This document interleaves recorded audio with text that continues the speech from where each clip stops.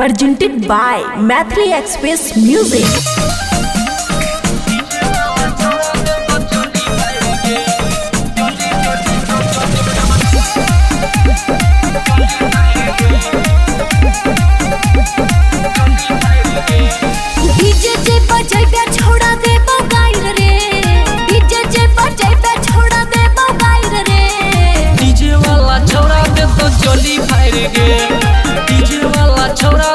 चोली फायर गे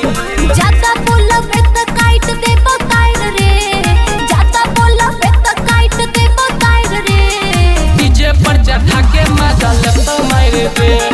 डीजे वाला छोड़ा दे तो चोली फायर गे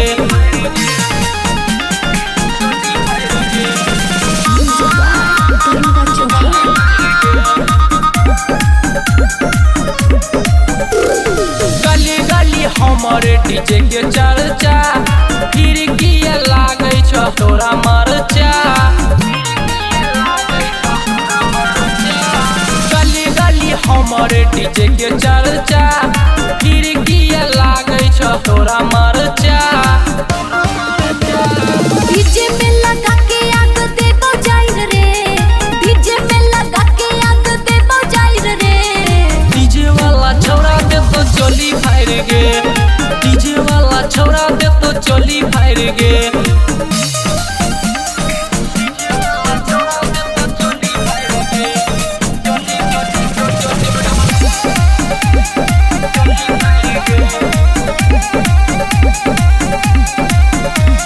झगड़ा करे बेया कर बवाल कहै छौ गायक पंकज चौपाल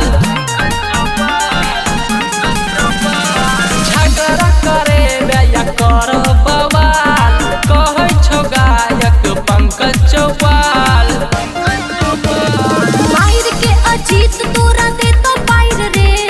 मायर के ललित तोरा दे तो पाइर रे डीजे पर चढ़ा के मजा ले तो मार गे डीजे वाला छोड़ा दे तो चोली फायर गे।